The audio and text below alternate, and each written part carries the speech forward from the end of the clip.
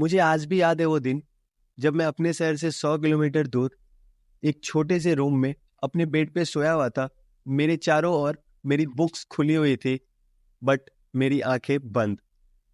मुझे समझ तो सब कुछ आ रहा था, बट मैं कुछ समझ नहीं पा रहा था। और फिर मैंने डिसाइड किया कि मैं आज से आईआईटी की प्रिपरेशन नहीं करूंगा। मैं ये सब कुछ छोड़ के वापस चला जाऊंगा और मैं कुछ भी और कर लूंगा, बट आईआईटी नहीं करूंगा।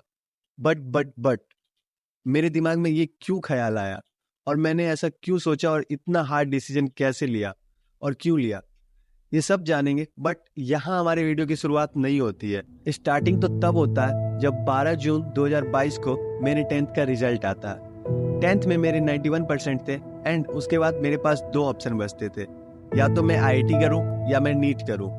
और यहाँ पे गौर करने वाली बात ये है कि मेरे पास दो ही ऑप्शन क्यों थे, आईआईटी और नीट। इसके अलावा और कोई ऑप्शन क्यों नहीं थे, ये भी एक बड़ा पॉइंट है, बट इसको मैं आगे डिस्कस करूंगा।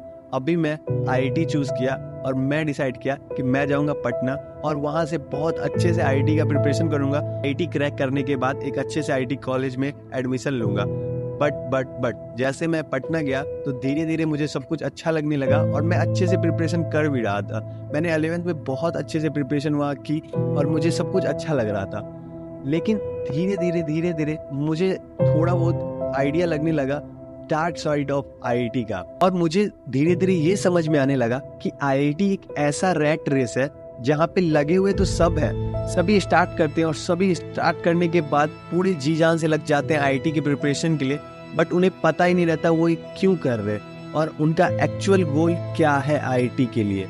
एंड वो इतना मेहनत करते हैं और जब उनका सिलेक्शन नहीं होता है तो अंतिम में उनके पास दो तीन ऑप्शन ही बचते हैं, या तो सुसाइड कर लो या फिर मतलब उनके दिमाग में कुछ आता ही नहीं कि उसके अलावा करे तो करे क्या। मेरे साथ भी यही हो रहा था। मैं आईआईटी की प्रिपरेशन पूरे अच्छे से कर रहा था, बट मैं जब अपने दोस्तों को देखता था तो वो 16 घंटे 17 घंटे एक दिन में पढ़ा करते थे और मैं कभी भी 4-5 घंटे से ज़्यादा पढ़ ही नहीं पाता था। और फिर जब मैंने उनसे पूछा तो उन्होंने बताया कि अगर अभी मैं 16-17 घंटे पढ़ लूँगा तो उसके बाद मुझे बिल्कुल भी पढ़ना नहीं पड़ेगा। जैसे ही मेरा आईआईटी में एडमिशन हो जाएगा मैं बिल्कुल भी पढ़ाई नहीं करूँगा और मैं चिल करूँगा। बट क्या ये सच में रियलिटी है? मैंने पता लगाया, मैं बहुत जगह रिसर्च किया और फिर मुझे पता लगा ये बिल्कुल झूठ है।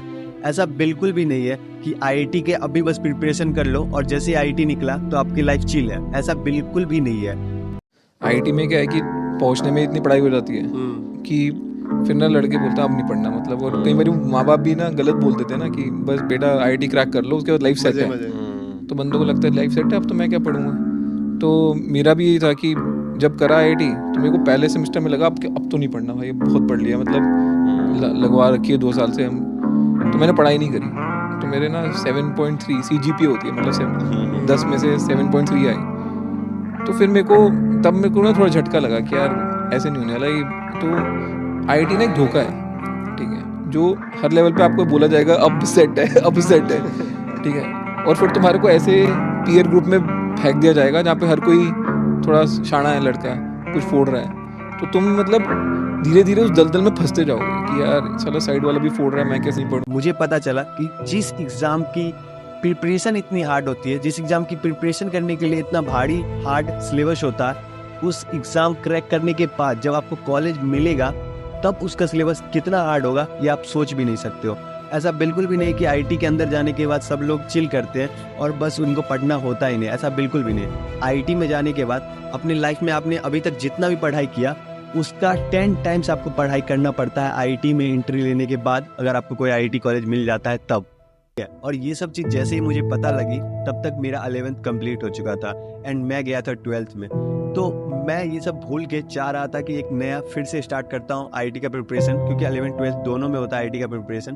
तो 11th तो मेरा वेस्ट हो चुका था, मैंने सोचा 12th में जी जान लगा के वापस से करूंगा, क्या होगा आईआईटी निकलने के बाद थोड़ा और मेहनत करना पड़ेगा, बट उसके बाद तो लाइफ सेट है। उसके बाद तो आईआईटी जैसे ही कंप्लीट होगा मेरा 4 साल का कोर्स है, जितना भी साल का हो, लेकिन उसके बाद तो मुझे एक अमेजॉन माइक्रोसॉफ्ट जैसी बड़ी कंपनी में प्लेसमेंट लगेगा और मैं लाइफ चिल करूंगा, लाइफ सेट हो जाएगी। ऐसा सोच के मैंने दोबारा से 12th में स्टार्ट किया और जी जान से स्टार्ट कर दिया आईआईटी का प्रिपरेशन। बट यहाँ पे एक बार फिर से मैं गलत साबित हुआ और उसके बाद मैंने बहुत सारे आईआईटीएन की वीडियोस इंटरव्यूज देखी और फिर मुझे पता लगा इन लोगों ने तो आईआईटी के बाद प्लेसमेंट ली ही नहीं। यानी कि जिस चीज़ के लिए उन्होंने अपना जिंदगी लगा दिया, पूरा प्रिपरेशन किया और उसको क्रैक करने के बाद उसका उन्होंने यूज़ ही नहीं किया, वो उसका प्लेसमेंट ही नहीं लिए वो लोग। तो फिर मुझे थोड़ा सा मतलब माइंड फक हो गया कि अब इसमें क्या मैं करूँ IIT या नहीं करूँ। और फिर मैंने ज़्यादा रिसर्च किया तो मुझे पता चला कि IIT करने के बाद 50% लोग ऐसे होते हैं जो कि प्लेसमेंट लेते ही नहीं है।